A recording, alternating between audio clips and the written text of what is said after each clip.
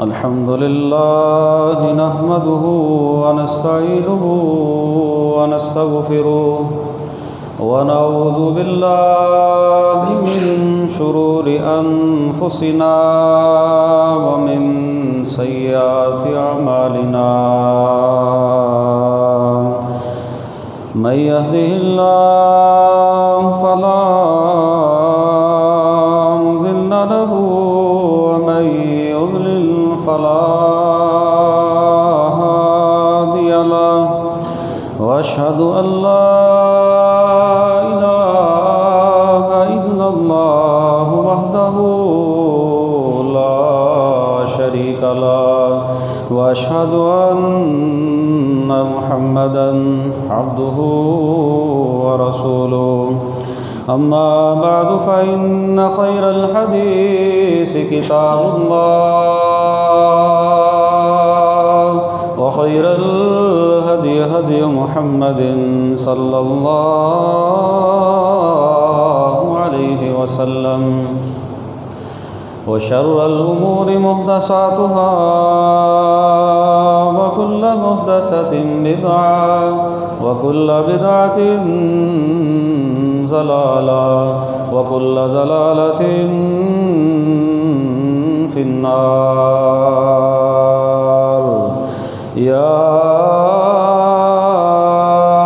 أيها الذين آمنوا اتقوا الله حق تقاته ولا تموتن إلا وأنتم مسلمون يا أيها الناس اتقوا ربكم الذي خلقكم من نفس واحدة وخلق منها زوجها وبث منهما رجالا كثيرا ونساء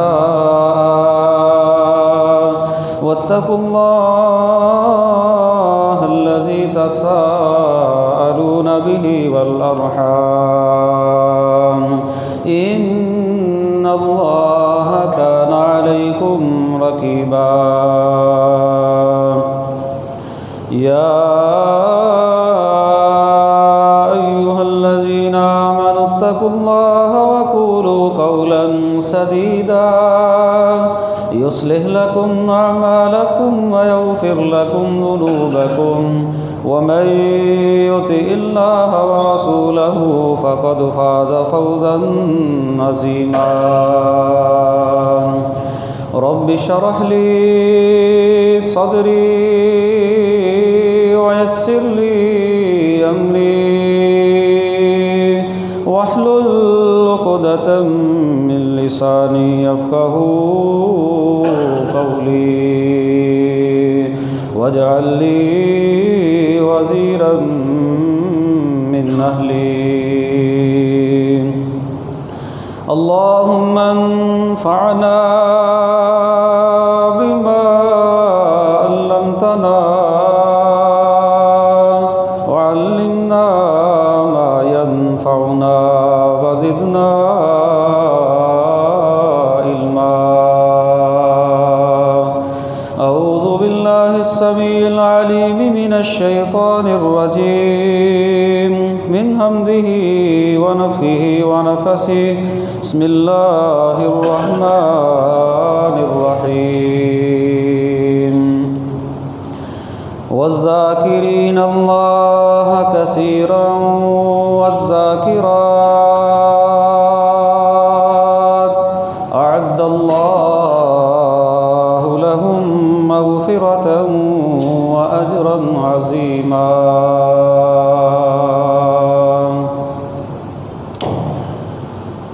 ہر قسم کی حمد و ثنا بڑائی کبریائی یکتائی بادشاہی شہنشاہی اللہ رب العالمین کی ذات کے لیے خاص ہے جو علی کل شیء قدیر ہے فعال لما یرید ہے ہر چیز پر وہ قادر ہے جو وہ چاہتا ہے وہ کرتا ہے درود و سلام امام الانبیاء خاتم النبیین رحمۃ للعالمین جناب محمد رسول اللہ صلی اللہ علیہ وسلم کی ذات گرامی پر خاص بخشش و رحمت کی دعا صحابہ اکرام اہل بیت تابع نظام اولیاء کرام محدثین نظام اور بزرگان دین کے لیے حمد و ثنا کے بعد میرے قابل احترام بزرگوں، ساتھیوں، دوستوں، میری ماں اور بہنوں،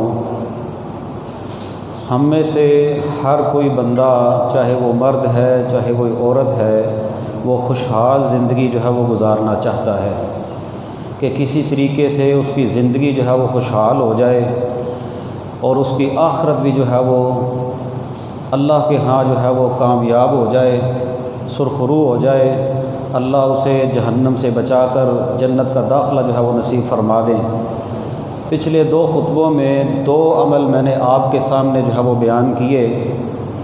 خوش رہنے کے لیے پہلا عمل جو قرآن مجید میں اللہ تعالیٰ نے بیان کیا ہے، فرمایا من عمل صالحا من ذکر او انثی وهو مؤمن، جو کوئی بندہ ایمان کی حالت میں، چاہے کوئی عورت ہے چاہے کوئی مرد ہے، نیک عمل کرے، نیکیوں پر زندگی گزارے، اعمال صالحہ کرتا رہے، فَلَنُحْيِيَنَّهُ حَيَاةً طَيِّبَةً، اللہ فرماتے ہیں ہم اسے پاکیزہ اور طیب زندگی جو ہے وہ عطا فرماتے ہیں۔ یہ اللہ کا وعدہ ہے قرآن میں۔ اور دوسری بات، پچھلے خطبہ میں جو میں نے آپ کے سامنے بیان کی، نبی پاک صلی اللہ علیہ وسلم کا وہ فرمان کہ جو بندہ استغفار کو لازم پکڑ لیتا ہے، اللہ رب العالمین اس کے لیے ہر غم سے، ہر تنگی سے، ہر تکلیف سے نکلنے کا راستہ جو ہے وہ پیدا فرما دیتے ہیں۔ اللہ اس بندے کو وہاں سے رزق دیتے ہیں جہاں سے وہ بندہ گمان بھی نہیں کر سکتا۔ گویا کہ خوشحال رہنے کے لیے اللہ کے نبی صلی اللہ علیہ وسلم کی زندگی کے معمولات میں سے استغفار ایک ایسا عظیم عمل ہے جس کو قرآن نے بھی کہا ہے، یمددکم باموال وبنین ویجعل لکم جنات، اللہ تمہیں مال بھی دے گا، اللہ تمہیں بیٹے بھی دے گا، اللہ تمہیں باغات بھی دے گا، اور ایسے باغات جن کے اندر نہریں جاری ہوں۔ پھر ایک عمل بھی میں نے آپ کے سامنے جو ہے وہ بیان کیا، سبحان اللہ وبحمدہ استغفر اللہ واتوب الیہ۔ یہ بڑا ایک عظیم عمل ہے۔ جو لوگ اس جیسے قرآن و سنت کے اعمال کرتے ہیں، اللہ ان کی زندگی کے اندر برکتیں نازل فرما دیتے ہیں۔ پیارے بھائیوں، آپ کے سامنے ایک ایسا عمل میں آپ کے سامنے بیان کرنا چاہتا ہوں جس کو نبی پاک صلی اللہ علیہ وسلم جو ہے وہ روزانہ کیا کرتے ہیں۔ نبی پاک صلی اللہ علیہ وسلم کی زندگی کے معمول ہونے کا مطلب یہ ہے کہ اس عمل کی اللہ کے ہاں کتنی اہمیت ہوگی جس کو رسول اللہ صلی اللہ علیہ وسلم جو ہے وہ روزانہ کرتے، اٹھتے بیٹھتے کرتے، اپنے معمولات زندگی میں اس کو جو ہے وہ شامل کرتے۔ وہ ہے نبی پاک صلی اللہ علیہ وسلم کا اٹھتے بیٹھتے ہوئے دعاؤں کا استعمال۔ دعا ایک ایسی عبادت ہے جس کو مغز کہا گیا ہے، اور دعا کو ایک جگہ پر کہا گیا ہے الدعاء هو العبادہ، کہ دعا ہی عبادت ہے۔ اگر عبادت کی کوئی تشریح پوچھے تو اللہ کے نبی فرماتے ہیں دعا ہی عبادت ہے۔ اور دعا کرنا ایک ایسا عظیم عمل ہے، اللہ کے نبی فرماتے ہیں یہ رد نہیں ہوتا۔ دعا کی 3 صورتیں بن جاتی ہیں، یا تو فوری قبول ہو جاتی ہے، یا کوئی مصیبت آنے والی ہوتی ہے وہ ٹل جاتی ہے، یا اللہ رب العالمین اس بندے کے لیے اس دعا کو جو ہے وہ آخرت کے لیے ذخیرہ کر لیتے ہیں۔ یعنی کہ دعا ایک ایسا عمل ہے جو رد نہیں ہوتا، اس کی 3 صورتیں جو ہے وہ بن جاتی ہے، الا یہ کہ بندے کا لقمہ حرام ہو، پھر اس بندے کی دعا قبول نہیں ہوتی، نہ اس کی عبادت قبول ہوتی ہے۔ ایک بندے کو اللہ رب العالمین جو ہے وہ لقمہ حلال دے، اللہ کی رحمت کے ساتھ ہم صبح سے لے کر شام تک لقمہ حلال کے لیے محنت کرتے ہیں، حلال لقمہ آپ کا، پھر اس کے بعد آپ دعا کرتے ہیں، پھر آپ کی دعا رد نہیں ہوتی، 3 صورتوں میں سے ایک صورت جو ہے وہ اختیار کر جاتی ہے، یا قبول ہو جاتی ہے، یا کوئی مصیبت ٹل جاتی ہے، یا اللہ رب العالمین اس دعا کو جو ہے وہ بندے کے لیے جو ہے وہ ذخیرہ کر لیتے ہیں۔ آپ نبی پاک صلی اللہ علیہ وسلم کی سیرت اٹھا کر دیکھ لیں، آپ فجر سے پہلے تہجد کے لیے اٹھتے نا، اس وقت سے لے کر نبی پاک صلی اللہ علیہ وسلم رات سونے تک دعائیں ہی دعائیں کرتے ہیں۔ مثال کے طور پر اللہ کے نبی تہجد سے پہلے اٹھتے تو آپ اٹھتے ہی دعا پڑھتے، آپ سورہ آل عمران کا آخری رکوع پڑھا کرتے، پھر نبی پاک صلی اللہ علیہ وسلم جب اذان ہو جاتی، فجر کی 2 رکعت پڑھنے کے بعد آپ مسجد میں جاتے ہوئے اللہ رب العالمین سے جو ہے وہ دعا کرتے، اللہم اجعل فی قلبی نورا وفی بصری نورا وعن یمینی نورا وعن یساری نورا وفوقی نورا وتحتی نورا ودمی نورا ولحمی نورا وشاری نورا، اللہم اجعل فی قلبی نورا واعظم لی نورا۔ اے اللہ میرے آگے نور کر دے، میرے پیچھے نور کر دے، میری بصارت میں نور کر دے، میرے دل میں نور کر دے، اے اللہ میرے لیے نور ہی نور کر دے۔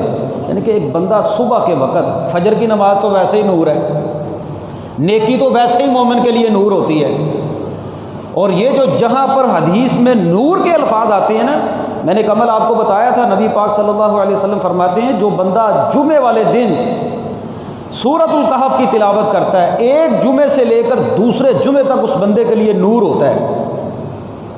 نور کا مطلب اللہ رب العالمین کی طرف سے روشنی ہوتی ہے، ہدایت ہوتی ہے، خاص اس بندے پر اللہ رب العالمین کی رحمت ہوتی ہے، نیکیاں کرنے میں اللہ تعالیٰ اس بندے کی مدد فرماتے ہیں۔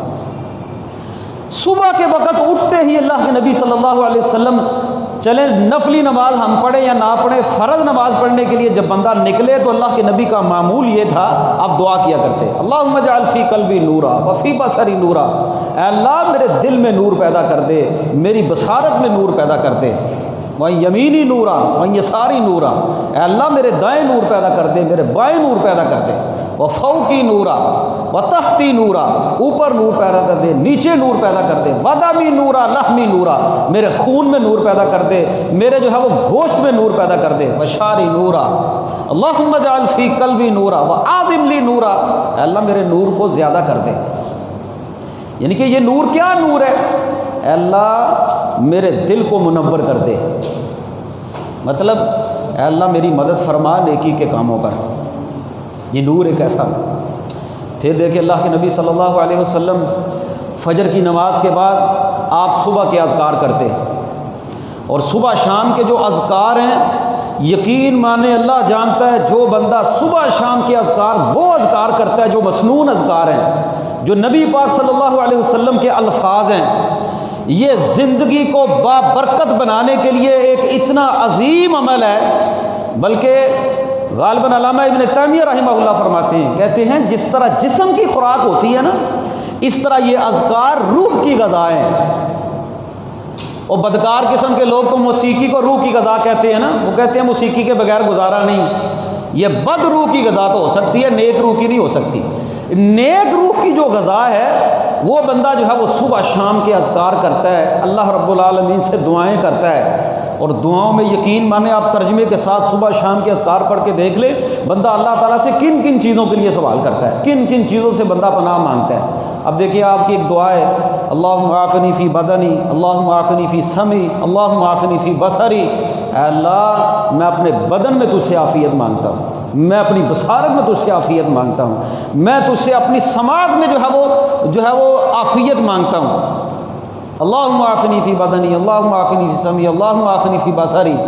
یہ عافیت صبح صبح کے وقت بندہ جو ہے وہ اپنے اللہ سے مانگ رہا ہوتا ہے، اے اللہ یہ جو آنکھیں ہیں یہ تو نے بنائی ہے، ان کو گناہوں سے تو نے بچانا ہے، اے اللہ میری بصارت کو، آنکھوں کو گناہوں سے بچا لے، میری سماعت کو گناہوں سے بچا لے۔ یہ بندہ عافیت مانگ رہا ہے صبح کے وقت، یہ اللہ رب العالمین سے بندہ جو ہے وہ دعا کر رہا ہے۔ اور صبح شام کے اذکار میں جو ہے وہ سید الاستغفار بھی ہے، جو پچھلے جمعے میں نے آپ کو بتایا، سید الاستغفار، اللہم انت ربی لا الہ الا انت خلقتنی وانا عبدک وانا علی عہدک ووعدک ما استطعت، اے اللہ میں تیرا بندہ، وانا علی عہدک ووعدک، میں اپنے عہد پر اپنے وعدے پر ما استطعت، یا اللہ جتنی میرے پر طاقت ہے نا، جتنی میرے پاس طاقت ہے اس طاقت کے مطابق میں یہ عمل کر رہا ہوں۔ صبح کے وقت نبی پاک صلی اللہ علیہ وسلم کا معمول تھا، آپ یہ اذکار کیا کرتے۔ شام کے وقت نبی پاک صلی اللہ علیہ وسلم کا جو ہے وہ معمول تھا، نبی پاک صلی اللہ علیہ وسلم جو ہے وہ اذکار کیا کرتے۔ یہ کتنا عظیم عمل تھا کہ نبی پاک صلی اللہ علیہ وسلم صبح بھی کرتے اور شام بھی کرتے۔ گویا کہ زندگی میں، زندگی کو بابرکت بنانے کے لیے، خوشحالی کے لیے، مصیبتوں سے بچنے کے لیے، پریشانیوں سے بچنے کے لیے نبی پاک صلی اللہ علیہ وسلم کی دعاؤں کو معمول بنا لیں۔ یار ہم دنیا کے لیے پتہ نہیں کیا کچھ جو ہے وہ زبانی یاد کر لیتے ہیں، لیکن ہمیں آج تک نبی پاک صلی اللہ علیہ وسلم کے اگر صبح کے اذکار یاد نہیں ہوئے، شام کے اذکار یاد نہیں ہوئے، تو پھر ہمیں اپنے آپ پر جو ہے وہ افسوس کرنا چاہیے نا، کہ ساری کی ساری خیر جو نبی پاک صلی اللہ علیہ وسلم صبح کے وقت مانگتے ہیں اللہ تعالیٰ سے، ہم اس خیر سے محروم ہیں۔ شام کے وقت اللہ کے نبی جس خیر کو طلب کر رہے ہیں، ہم اس خیر سے محروم ہیں۔ جن چیزوں سے نبی پاک نے صبح صبح پناہ مانگی ہے، ہم ان چیزوں سے محروم ہیں۔ شام کے وقت جن سے نبی پاک نے جو ہے وہ دعا مانگ کر پناہ مانگی ہے، ہم ان سے محروم ہیں۔ پھر آپ صلی اللہ علیہ وسلم اٹھتے بیٹھتے، آپ کھانا کھا رہے ہیں، آپ دعا پڑھ رہے ہیں، آپ کھانا کھانے کے بعد دعا پڑھ رہے ہیں، آپ بیت الخلاء جا رہے ہیں، آپ دعا پڑھ رہے ہیں، آپ بیت الخلاء سے باہر آ رہے ہیں، آپ دعا پڑھ رہے ہیں، آپ جو ہے وہ گھر سے باہر آ رہے ہیں، آپ دعا پڑھ رہے ہیں، گھر میں داخل ہو رہے ہیں، آپ دعا پڑھ رہے ہیں، آپ سواری پر بیٹھ رہے ہیں، آپ دعا پڑھ رہے ہیں، سفر شروع ہو گیا ہے، آپ دعا پڑھ رہے ہیں۔ گویا کہ نبی پاک صلی اللہ علیہ وسلم کی زندگی کا جو معمول تھا، آپ اٹھتے بیٹھتے سوتے جاگتے، سوتے وقت بھی نبی پاک صلی اللہ علیہ وسلم جو ہے وہ کتنے عمل کر کے سوتے، تفصیل کا وقت نہیں، یہ ایک لمبا ٹاپک اور مضمون ہے کہ میں ساری کی ساری دعائیں آپ کے سامنے جو ہے وہ بیان کروں۔ جو بیان چیز میں کرنا چاہتا ہوں نا، کہ اگر آپ خوشحال زندگی گزارنا چاہتے ہیں نا اور خوش رہنا چاہتے ہیں، تو پھر نبی پاک صلی اللہ علیہ وسلم کی دعاؤں کے اوپر ہمیشگی کریں۔ دعائیں بھی وہ جو مسنون اذکار ہیں، مسنون دعائیں ہیں، کیونکہ نبی پاک صلی اللہ علیہ وسلم سے بڑھ کر جامع دعا کوئی نہیں کر سکتا، نہ آپ سے بڑھ کر کسی کے الفاظ جو ہے وہ جامع ہو سکتے ہیں۔ اتنے عظیم جو ہے وہ الفاظ، ایک تو سنت کا ثواب ملے گا، دوسرے ان لفظوں کے اندر جو جامعیت ہے، جو اللہ کے نبی صلی اللہ علیہ وسلم کے الفاظ ہیں، ویسے جامع الفاظ بھی کوئی نہیں استعمال کر سکتا۔ اب دیکھیں نا، عملوں میں بھی کثیر نیکیوں والے عمل نبی پاک صلی اللہ علیہ وسلم کیا کرتے تھے۔ آپ صبح کے وقت ایک ذکر کی پڑھا کرتے دعا، نبی پاک صلی اللہ علیہ وسلم پڑھتے، ایک حدیث میں آتا ہے 10 مرتبہ پڑھتے، ایک حدیث میں آتا ہے 100 مرتبہ پڑھتے، لا الہ الا اللہ وحدہ لا شریک لہ لہ الملک ولہ الحمد وہو علی کل شیء قدیر۔ یقین مانے یہ ایک چھوٹا سا عمل ہے جس کو 10-15 منٹ جو ہے وہ اگر 100 مرتبہ بندہ پڑھے نا تو 10-15 منٹ لگتے ہیں۔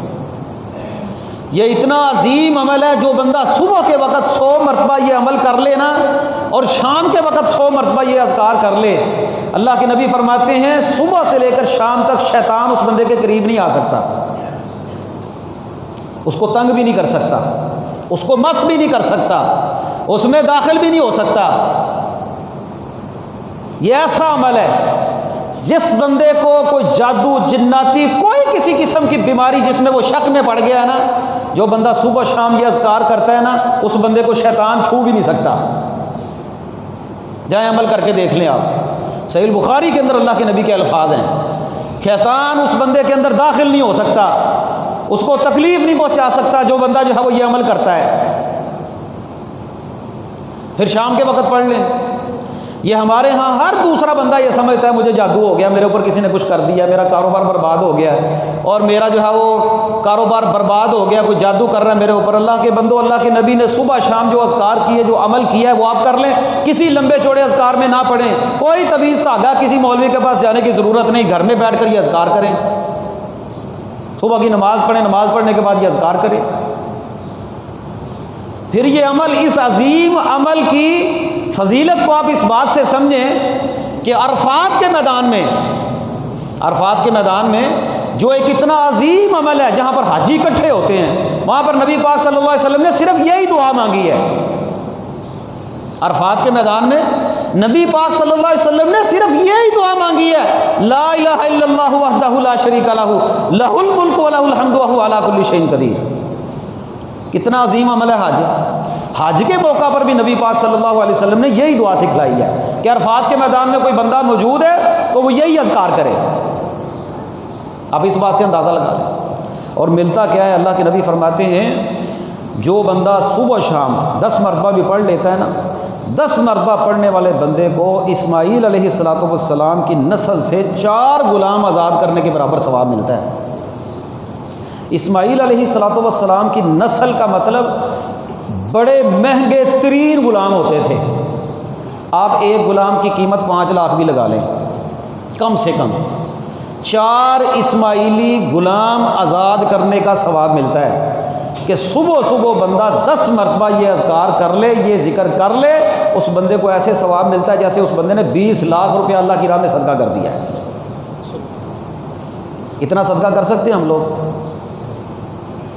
صبح صبح کے وقت جو بندہ 10 مرتبہ، شام کے وقت 10 مرتبہ یہ پڑھ لے، اور پھر اللہ کے نبی فرماتے ہیں 100 مرتبہ پڑھنے والے بندے کے 1000 جو ہے وہ اللہ رب العالمین گناہ معاف فرماتے ہیں، 1000 نیکیاں اس بندے کے نامہ اعمال میں لکھ دی جاتی ہیں۔ صرف ایک عمل ہے۔ گویا کہ نبی پاک صلی اللہ علیہ وسلم نے جو اذکار کیے ہیں ان کی فضیلت بھی بڑی بتلائی ہے۔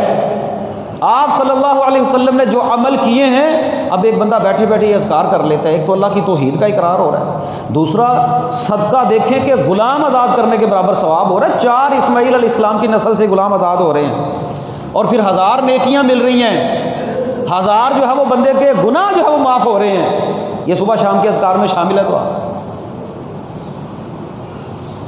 علامہ ابن صلاح رحمہ اللہ کہتے ہیں، ان سے کسی بندے نے سوال کیا، کہنے لگے بھئی قرآن میں آتا ہے، اللہ تعالیٰ فرماتے ہیں وَالذَّاکِرِینَ اللَّهَ کَثِیرًا وَالذَّاکِرَاتِ، جو لوگ اللہ کا ذکر کرنے والے مرد اور اللہ کا ذکر کرنے والی عورتیں، وہ چاہے مرد ہے چاہے عورت ہے، اعد اللہ لہم مغفرۃ واجرا عظیما۔ پوری آیت کے اندر اللہ تعالیٰ نے پہلے مسلمان مرد اور مسلمان عورتیں، مومن مرد اور مومنہ عورتیں، روزہ رکھنے والے مرد اور روزہ رکھنے والی عورتیں، سچ بولنے والے مرد سچ بولنے والی عورتیں، ساری فضیلتیں ذکر کرنے کے بعد آخر میں فرمایا ذکر کرنے والے مرد اور ذکر کرنے والی عورتیں، جو اللہ کا ذکر کرنے والے مرد ہیں۔ ان سے کسی نے سوال کیا کہ ذاکرین اللہ کا مطلب کیا ہے، کہ کون لوگ ہیں جو اللہ کا ذکر کرنے والے، جن کو اللہ ذاکر کہہ رہا ہے؟ قرآن میں اللہ فرماتے ہیں نا وَاذْكُرُوا اللَّهَ كَثِيرًا، اللہ کا ذکر کثرت سے کرو۔ اب کتنی کثرت سے بندہ کرے؟ کیا ہر وقت کرتا رہے؟ کتنا کرے؟ اتنی تو ہمارے پاس طاقت اور استطاعت ہی نہیں ہے۔ علامہ ابن صلاح رحمہ اللہ فرماتے ہیں، جو بندہ نبی پاک صلی اللہ علیہ وسلم کے بتائے ہوئے مسنون اذکار کر لیتا ہے نا، اللہ کی رحمت سے وہ بندہ ذاکرین اللہ کا ذکر کرنے والے مردوں میں، اور وہ عورت جو اللہ کا ذکر وہ ذکر کر لیتی ہے جو اللہ کے نبی روزانہ کرتے تھے، وہ ان عورتوں میں شامل ہو جاتی ہے جن کو اللہ نے ذاکرات کہا ہے، ذاکرین اللہ کثیرا والذاکرات۔ اور ایسے مرد اور ایسی عورتوں کے لیے اعد اللہ لہم مغفرۃ واجرا عظیما، اللہ نے مغفرت بھی رکھی اور اللہ ان کو اجر عظیم بھی عطا فرمائیں گے۔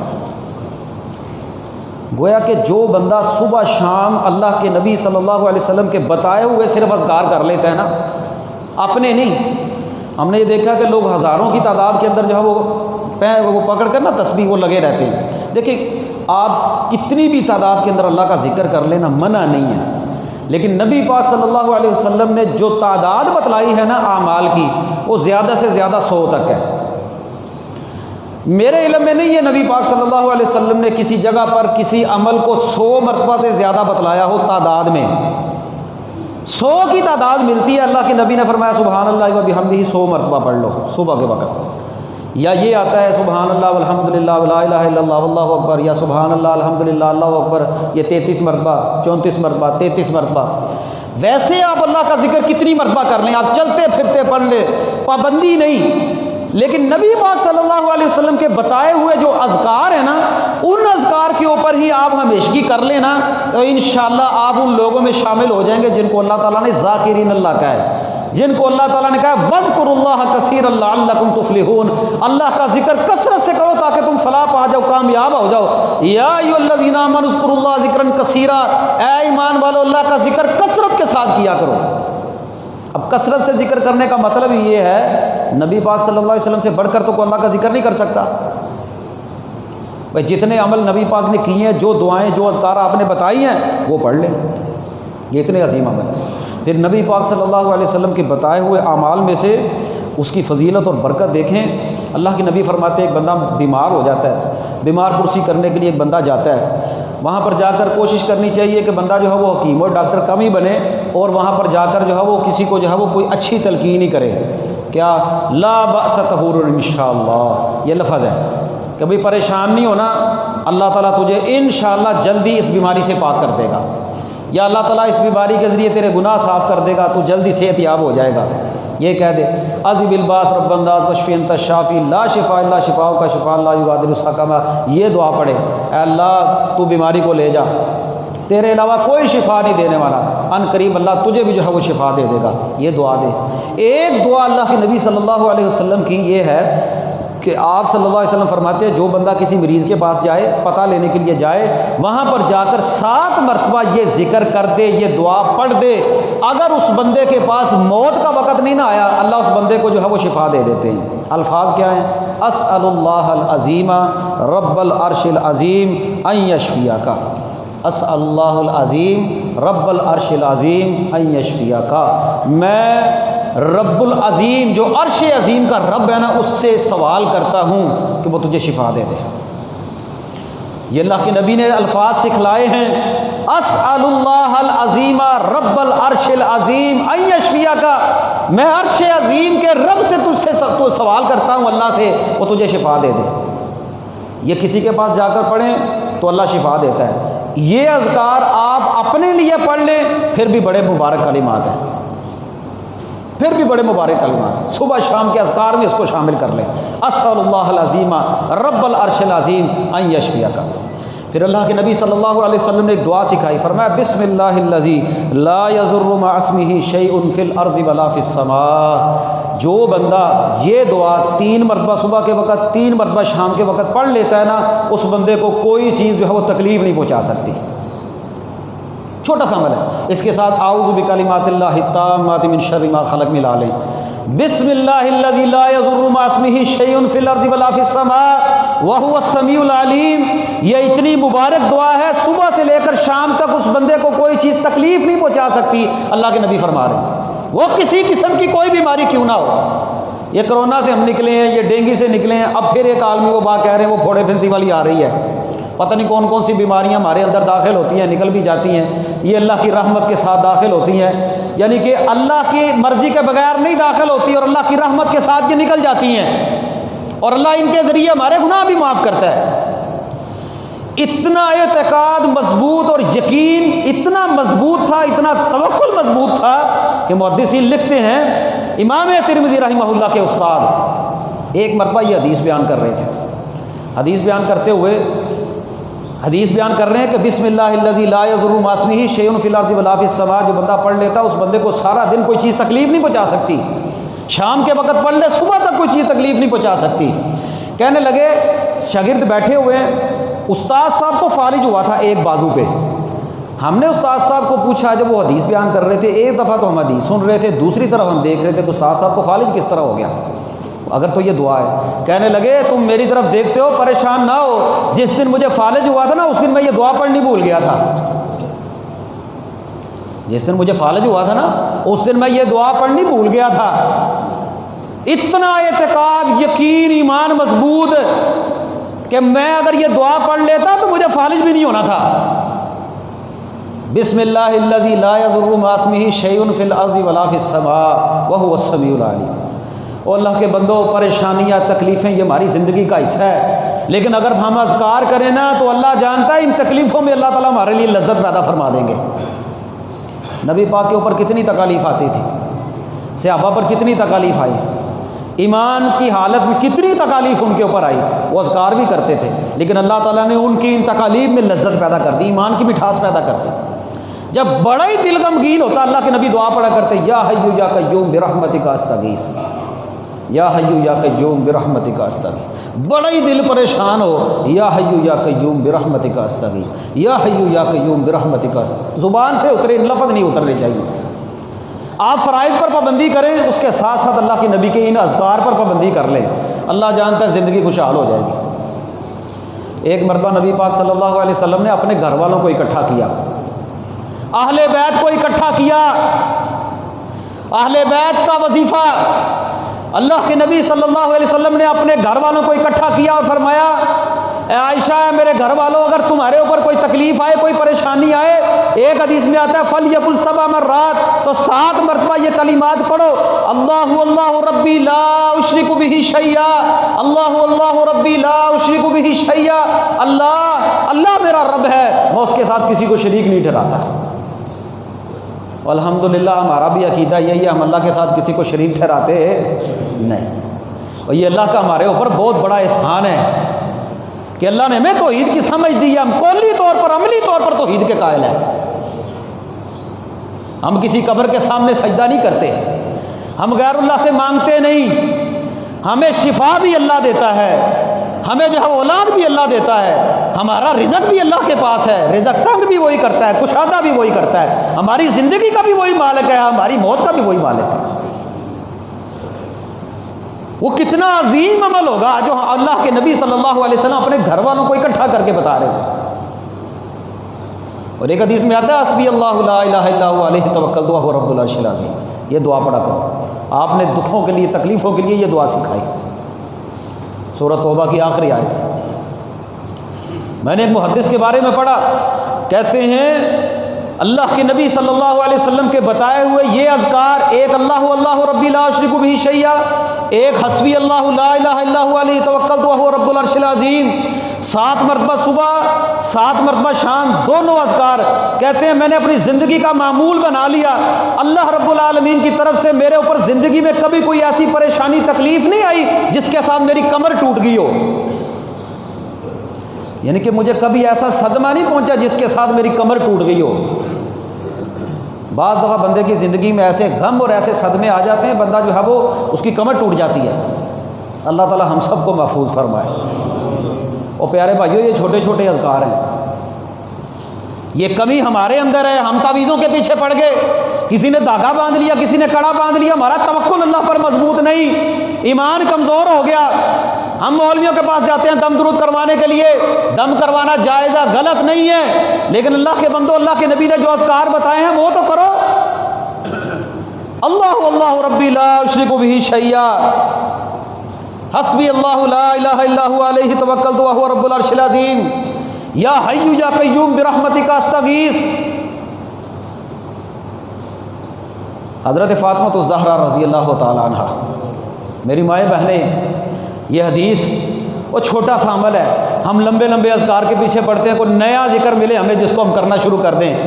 حضرت فاطمہ رضی اللہ تعالیٰ عنہ اللہ کے نبی کے پاس آئی، آ کر کہنے لگی یا رسول اللہ صلی اللہ علیہ وسلم، گھر کے کام کاج کرتے ہوئے تھک جاتی ہوں، جسم ٹوٹ جاتا ہے، چکی پیستی، پانی اٹھاتی، وہ کنویں سے پانی نکالنا، مشکیزیں اٹھانا، ساری محنت کرنا، گھر کے کام کرنا، تھک جاتی ہوں، آپ ایک غلامی مجھے دے دیں، ایک غلامی عنایت کر دیں۔ کون گئی؟ حضرت فاطمہ رضی اللہ تعالیٰ عنہ۔ کن کے پاس گئی؟ اپنے ابا جان محمد رسول اللہ صلی اللہ علیہ وسلم کے پاس۔ اب امام الانبیاء صلی اللہ علیہ وسلم نے پریشانی کو دیکھا، اور اللہ کے بندوں، بیٹیوں کے غم اور تکلیف آپ جانتے ہیں، جب کوئی بیٹی آ کر سوال کرتی ہے، باپ کہتا ہے مجھے کچھ ملے یا نہ ملے، میں کچھ کھاؤں یا نہ کھاؤں، لیکن میری بیٹی کی تکلیف دور ہونی چاہیے۔ آپ بھی بیٹیوں والے ہیں، اللہ سب کی بیٹیوں کو ان کے گھروں کے اندر خوش رکھ، اور جو درندے اور جو ظالم اور لوگوں کی بیٹیوں کو تنگ کرتے ہیں، پریشان کرتے ہیں، اور نوجوانوں اللہ سے ڈر جاؤ، یہ کسی کی بیٹیاں اور دل کے جگر کے ٹکڑے اور تمہارے والے اللہ کے نام کے اوپر جو ہے وہ کر دیتے ہیں، اور تمہارے گھر کے اندر اگر کسی نے بیٹی دے دی ہے، اس نے سب کچھ دے دیا ہے، اور مال کے پیچھے للچائی نظروں کے ساتھ اپنے سسر کے، اپنے جو ہے وہ سسرال والوں کے مال کو نہ دیکھتے رہا کرو، ہمیں جو ہے یہ مال بھی لے اپنے باپ سے جا کر، یہ بھی چیز لے آ، یہ بھی چیز لے آ، اور اللہ پر توکل کیا کرو۔ اللہ پر توکل تمہارا جتنا مضبوط ہوگا، اللہ تمہاری زندگی کے اندر بہاریں پیدا کر دے گا۔ اور تم اللہ کے لیے کبھی کر تو دیکھو، کسی کی بیٹی کو سخی کر کے تو دیکھو، اور تکلیف نہ دے کر دیکھو، اللہ تمہاری زندگی میں برکت پیدا فرما دے گا، اور اللہ سے مانگ کر دیکھو۔ حضرت فاطمہ جا کر نبی پاک سے کہتی ہیں یا رسول اللہ، اے ابا جان مجھے کوئی غلامی دے دے، میں تھک جاتی ہوں۔ نبی پاک صلی اللہ علیہ وسلم نے تکلیف دیکھتے ہوئے، یہ نہیں کہ آپ دے نہیں سکتے تھے، نبی پاک دینے پر قادر تھے، لیکن آپ نے فرمایا فاطمہ کیا میں تجھے ایک عمل ایسا نہ بتاؤں جو اس سے بھی بہتر ہو، جو اس سے بھی بہتر ہو۔ آپ غلام دینے پر قادر تھے، لیکن فرمایا فاطمہ ایسا عمل جس سے دنیا بھی بن جائے اور آخرت بھی بن جائے۔ آپ نے فرمایا رات کو سونے سے پہلے 33 مرتبہ سبحان اللہ، 33 مرتبہ الحمدللہ، 34 مرتبہ اللہ اکبر پڑھ لیا کر، اللہ تیرے سارے دن کی تھکاوٹ کو دور فرما دیں گے۔ وہ بڑا عمل تو نہیں ہے۔ ہم لوگ سارا دن مزدوری کرتے ہیں، کام کرتے ہیں، رات کو موبائل دیکھتے ہوئے، فلم دیکھتے ہوئے، ڈرامے دیکھتے ہوئے سو جاتے ہیں، بستر پر آئیں سبحان اللہ الحمدللہ اللہ اکبر یقین مانے رات کے 1 بجے 2 بجے نوجوان موبائل پر دیکھیں تو سارے کے سارے آن لائن ہوتے ہیں. پھر فجر کیوں نہ جائے ہماری؟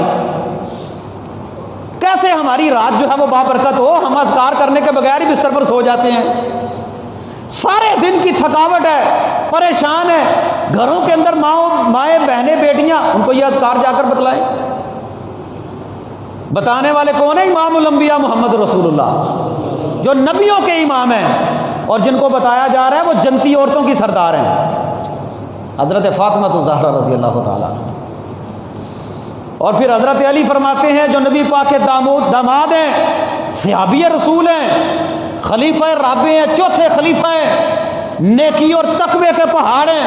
کہنے لگے جب سے نبی پاک صلی اللہ علیہ وسلم کی یہ حدیث میں نے سنی نا، ساری زندگی میں نے نبی پاک کا بتایا ہوا یہ ذکر نہیں چھوڑا. صرف ایک رات ایسی تھی جس میں نے یہ ذکر چھوڑ دیا، مجھ سے یہ چھوٹ گیا، اور وہ بھی جنگ صفین کی رات تھی جب جنگ ہو رہی تھی. جنگ میں مجھ سے یہ عمل چھوٹ گیا، اس کے علاوہ میں نے کبھی عمل نہیں چھوڑا. ہم لوگ دوائی کھا لیتے ہیں، گولیاں کھا لیتے ہیں، لیکن نبی پاک صلی اللہ علیہ وسلم کے بتائے ہوئے وظیفے پر نہیں عمل کرتے. بھائی دوائی کھانا منع نہیں ہے، آخر نبی پاک صلی اللہ علیہ وسلم نے جو عمل بتایا اس میں کوئی نہ کوئی تو، بلکہ ہے ہی خیر، کوئی نہ کوئی نہیں بلکہ ہے ہی خیر. سبحان اللہ، الحمدللہ، اللہ اکبر، 33 مرتبہ سبحان اللہ، 33 مرتبہ الحمدللہ، 34 مرتبہ اللہ اکبر. یہ معمول بنا لیا. آپ کی دن اور رات خوشحال ہو جائیں گے اللہ کے فضل و کرم سے. پھر دیکھیں ہم میں سے کوئی بندہ دنیا میں رہتے ہوئے پریشانی بڑی ہوتی ہے اور قرض بھی بڑا ہوتا ہے. اللہ کے نبی نے قرض سے پناہ مانگی. صحابی نے سوال کیا یا رسول اللہ آپ قرض سے بڑی پناہ مانگتے ہیں؟ فرمایا جب بندہ مقروض ہوتا ہے نا تو پھر وہ وعدہ خلافی بھی کرتا ہے اور جھوٹ بھی بولتا ہے. اللہ جتنے ہم میں سے مقروض ہیں اللہ ان کے لیے اچھے اسباب پیدا فرما.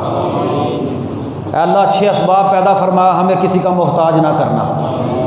یقین مانے بڑی ذلت کا وقت ہوتا ہے جب کوئی بندہ دستک دے آ کر اور بندے کے پاس پیسے نہ ہو دینے کے لیے. اللہ ہم سب کی جو ہے وہ حفاظت فرمائے، ہمیں اپنی جناب سے حلال رزق اتنا دے، اللہ ہمیں کسی کا محتاج نہ کرنا. اگر کوئی معاملہ ہو بھی جائے تو نبی پاک نے اس کے لیے بھی عمل بتایا. حضرت علی رضی اللہ تعالیٰ عنہ کے پاس ایک بندہ آیا، آ کر کہنے لگا قرض بڑا ہے، پریشان بڑا ہوں میں، قرض نہیں اتر رہا. حضرت علی کہتے ہیں کیا میں تجھے نبی پاک کا وہ عمل نہ بتاؤں جو نبی پاک نے مجھے بتایا تھا صلی اللہ علیہ وسلم. آپ نے بتایا اللہم اکفنی بحلالک عن حرامک واغننی بفضلک عمن سواک. یہ دعا پڑھ لیا کر، اگر تیرا پہاڑ کے برابر بھی قرض ہوگا نا اللہ تعالیٰ اتروا دے گا، اگر نیت قرض دینے کی ہو. جس بندے کی قرض لینے کے بعد نیت دینے کی نہ ہو، اللہ کے ہاں وہ بندہ آئے گا چور ہوگا، چور، نامہ اعمال میں چور لکھا ہوگا، چور. آج کوئی بندہ کسی سے پیسے لے نا وہ دینے کا نام ہی نہیں لیتا.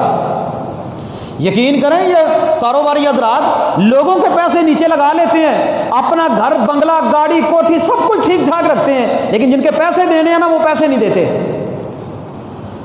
بھائی جس بندے کے پیسوں پر تم عیاشی کر رہے ہو، موج کر رہے ہو، یہ تمہیں کس نے کہہ دیا تمہارے لیے جائز اور حلال ہے؟ کہتے ہیں جی مارکیٹ اس طرح چلتی ہے. بھئی اگر تو مر گیا، تیرے ذمہ یہ قرضہ رہ گیا تو پچھلوں نے نہ دیا، تیرا کیا بنے گا؟ لاکھوں کا قرضہ ہوتا ہے کھاتوں میں، اور کسی کو مل جاتا ہے کسی کو ملتا ہی نہیں. وہ کہتے ہیں جی کاروبار اسی طرح چلتا ہے. اللہم اکفنی بحلالک عن حرامک واغننی بفضلک عمن سواک. اے اللہ مجھے حلال کے ساتھ کافی ہو جا، حرام سے بچا، اور مجھے کافی ہو جا کہ میں حرام کی طرف دیکھوں ہی نہ، حلال کے ذریعے ہی کافی ہو جا. نبی پاک صلی اللہ علیہ وسلم کے بڑے پیارے صحابی حضرت ابو امامہ باہلی رضی اللہ تعالیٰ عنہ. آپ ایک مرتبہ مسجد کے اندر آئے، سنن ابی داؤد کے اندر حدیث موجود ہے. آپ مسجد میں آئے، آپ نے نا حضرت ابو امامہ کو دیکھا مسجد میں بیٹھے ہوئے ہیں.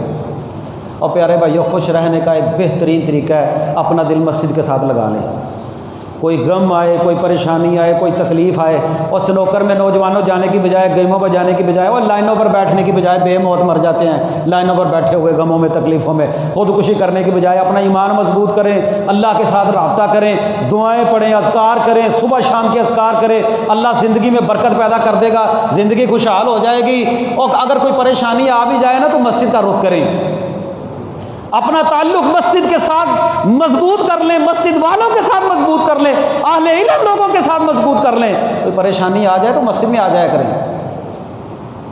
یقین مانے ساری زندگی گزر جاتی ہے، کبھی ایسے نہیں ہوتا کہ نماز پڑھنے کے بعد کوئی بندہ مسجد میں بیٹھ گیا ہو یا کسی اہل علم کے پاس بیٹھ گیا ہو، امام کے پاس بیٹھ گیا ہو، کوئی گفتگو ہو گئی ہو، وہ پیار محبت والی فضا قائم ہو گئی ہو، ایک کونے میں نماز پڑھی، نماز پڑھ کے گھر چلے گئے، بعد میں بندہ فوت ہوتا ہے، کہتے ہیں کون فوت ہو گیا؟ وہ جو بندہ اس کونے میں بیٹھ کر نماز پڑھتا تھا، کیڑا بندہ یار، وہ جو اس کونے میں آتا تھا یار جمعے میں، وہ کیڑا بھائی 60 سال 70 سال کی زندگی میں کبھی اسے موقع ہی نہیں ملا امام کے پاس بیٹھنے کا، نمازیوں کے پاس بیٹھنے کا، دین والوں کے پاس بیٹھنے کا، ایسی مارو مار پڑ گئی ہے۔ کیا دین اسلام کا کوئی مسئلہ کبھی پیش ہی نہیں آیا ہمیں؟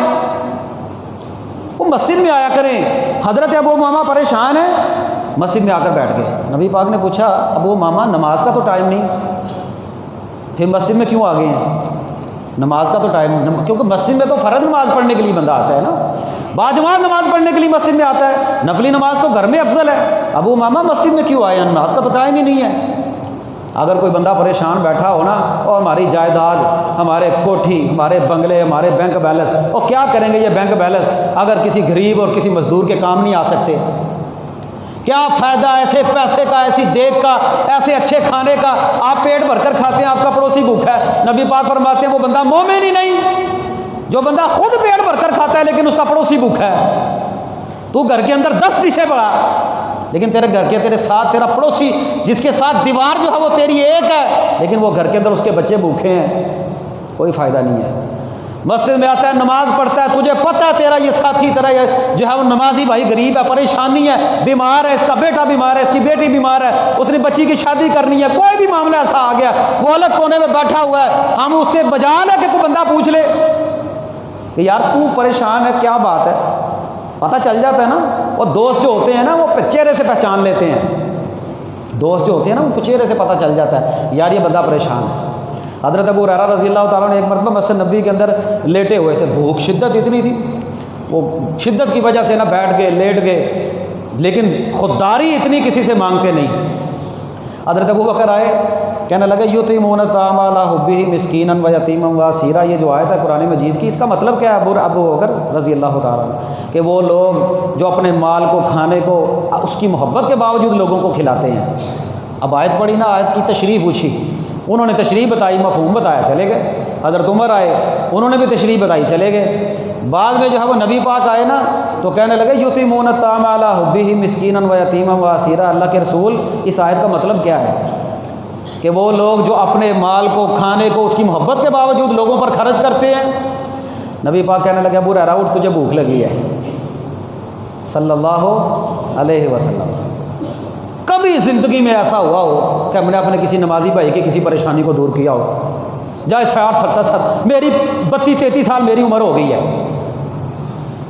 آپ کے ساتھ آپ کا کوئی بھائی نماز پڑھنے والا ساتھ بیٹھ کر نماز پڑھتا ہے، آپ نے کبھی اس کو پوچھا ہو کہ یار میرے پاس پیسے ہیں، تو مجھ سے پیسے لے لے، تیری پریشانی دور ہو جائے؟ تیرے بینک میں ہی پڑے رہ جائیں گے، تیرے بچے اس پیسے کو اس طرح اڑائیں گے جس طرح حرام مال کو نہیں اڑاتے۔ تو سنبھال، اس مال کو کتنا سنبھالے گا اگر کسی کے کام ہی نہیں آنا؟ اور مال تو وہ ہے نا جو کسی کے کام بھی آئے، ورنہ یہ تو ختم ہو جائے گا، مال ہی کرتا ہے، بینک بیلنس بڑھتا جائے، پوچھتا نہیں۔ نبی پاک کہنے لگے ابو ماما یہ دیکھیے یہ ایمان ہے، یہ سیرت نبی صلی اللہ علیہ وسلم ہے۔ ابو ماما پریشان ہے، مسجد میں نماز کا تو ٹائم ہی نہیں۔ کہنے لگے یا رسول اللہ ہموم و غموم، بڑے غم ہے، بڑی تکلیف ہے، بڑی پریشانی ہے، قرضہ بڑا ہے، کیا کریں؟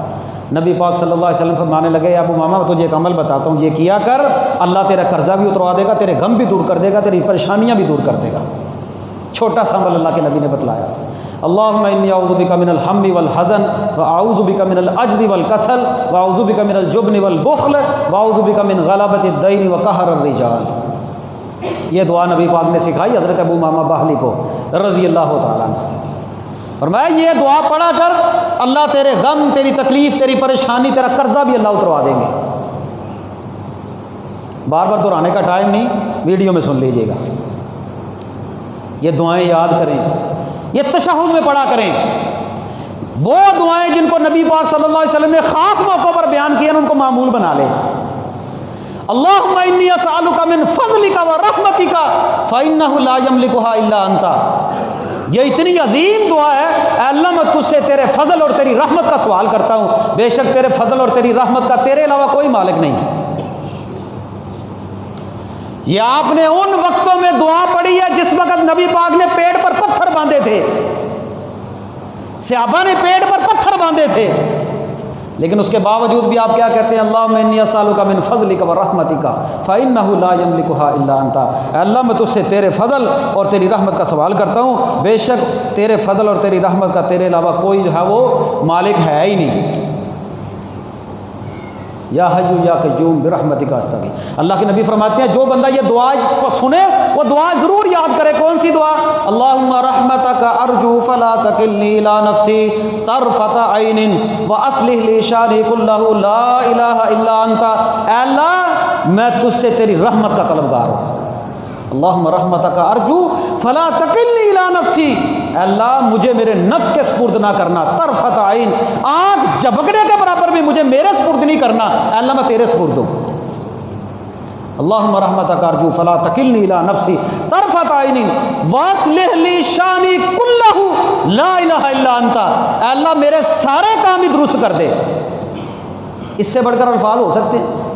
اے اللہ میرے سارے کام ہی درست کر دے، اتنے پیارے الفاظ، وَأَصْلِحْ لِي شَانِي كُلَّهُ، میرے سارے کام ہی درست کر دے، نام لینے کی ضرورت ہی نہیں۔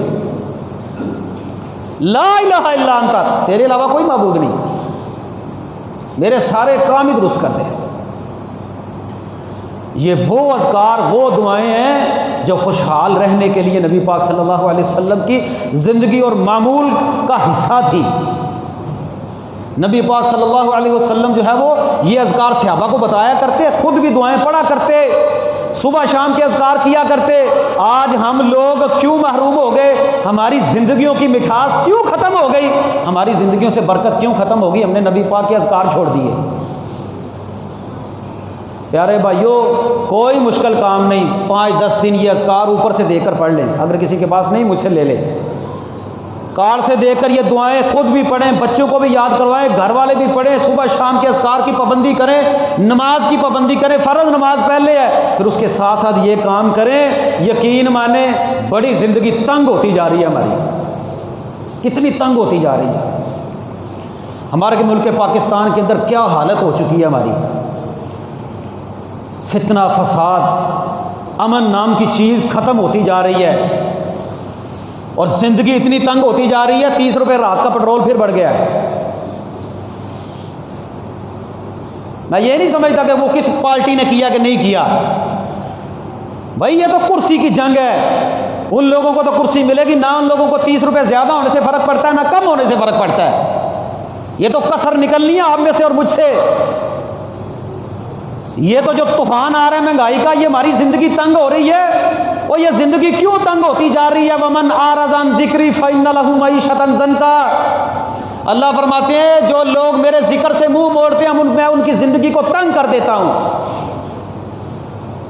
وفاقی شرعی عدالت نے کہا سود کا خاتمہ کرو، پاکستان کی وفاقی عدالت نے کہہ دیا، لیکن پھر بھی بینک جو ہے وہ پٹیشنیں دائر کر رہے ہیں، اپیلیں دائر کر رہے ہیں سپریم کورٹ میں کہ بھئی یہ کسی طریقے سے سود شروع کرو، اور اللہ اور اس کے رسول کے ساتھ جنگ کرتے ہو اور زندگی تنگ نہیں ہوگی تو کیا ہوگا؟ ہماری زندگیاں تنگ ہو گئی ہیں، اللہ کی طرف آ جائیے، اذکار کی پابندی کیجئے، اللہ سے معافی مانگ لیجئے۔ یہ زندگی پتہ نہیں کتنے دن کی زندگی ہے، یہ ایسی گزرے کہ تنگ اور پریشان بھی ہو نا بندہ تو اس کے اندر لذت ہو۔ آخری دعا نبی پاک صلی اللہ علیہ وسلم کی میں نے پہلے بھی بتائی، آپ کو ایک اور بتاتا ہوں۔ اللہ کے نبی فرماتے ہیں جو بندہ یہ دعا پڑھ لیتا ہے نا، اللہ اس کے غم کو بھی دور کر دیتے ہیں اور اس غم کو اللہ خوشی میں بدل دیتے ہیں۔ غم بھی تو دور ہو جاتا ہے، غم کو اللہ خوشی میں بدل دیتے ہیں۔ دعا کیا ہے؟ اللہم انی عبدک وابن عبدک وابن امتک ناصیتی بیدک ماض فی حکمک عدل فی قضاؤک اسألک بکل اسم هو لک سمیت بہ نفسک او انزلتہ فی کتابک او علمتہ احدا من خلقک او استأثرت بہ فی علم الغیب عندک ان تجعل القرآن ربیع قلبی ونور صدری وجلاء حزنی وذہاب ہمی۔ فرمایا جو بندہ یہ دعا پڑھ لیتا ہے اللہ اس کے غم کو بھی دور کر دیتے ہیں اور اس غم کو اللہ خوشی میں بدل دیتے ہیں۔ اللہ اسباب کا محتاج نہیں، اللہ ایسے اسباب پیدا کر دیتے ہیں کہ بندے کے دل کے اندر تسکین ہوتی ہے۔ اس دعا میں ہے کیا؟ بندہ اللہ کے ہر نام کا واسطہ دے کر اللہ سے سوال کرتا ہے، اللہ میں تیرا بندہ، میں تیرے بندے کا بندہ، اے اللہ میں تیری بندی کا بندہ، اے اللہ میں تجھ سے تیرے ہر نام کے ساتھ سوال کرتا ہوں جو تو نے کسی کو بھی سکھایا ہے، کسی کو بھی سکھایا ہے۔ اے اللہ میری پیشانی تیرے ہاتھ میں ہے، میرے بارے میں ہر فیصلہ تیرا عدل پر مبنی ہے، تو میرے تجعل القرآن ربیع قلبی، اے اللہ قرآن کو میرے دل کا نور بنا دے۔ اور پیارے بھائیو، زندگی میں خوش رہنے کا طریقہ یہ ہے صبح شام کے اذکار کریں، قرآن مجید پڑھیں، قرآن مجید کو اپنا جو ہے وہ معمول بنا لیں، نماز کے ساتھ صبح کے وقت 1 آیت 2 آیت 3 آیتیں 4 آیتیں صبح شام سمجھ کر پڑھیں، ویسے پڑھ لیں، ناظرے کے ساتھ پڑھ لیں، اور اللہ کے نبی صلی اللہ علیہ وسلم پر درود پڑھا کریں۔ یہ وہ کام ہے، اگر ہم یہ کام معمول کے اندر کرنا شروع کر دیں نا، انشاءاللہ اللہ رب العالمین جو ہے وہ ہماری زندگی کے اندر برکتیں نازل فرما دیں گے، ہماری زندگی جو ہے وہ بابرکت بھی ہو جائے گی، تھوڑے وقت میں زیادہ چیزیں اللہ رب العالمین جو ہے وہ ہمیں عطا فرما دیں گے، اور زندگی میں بھی خوشی نصیب ہوگی، اور انشاءاللہ آخرت میں بھی نیکیاں جو ہے وہ بندے کے لیے ذخیرہ جو ہے وہ ہوتی چلی جائیں گی۔ اقول قولی ھذا استغفر اللہ لی ولکم۔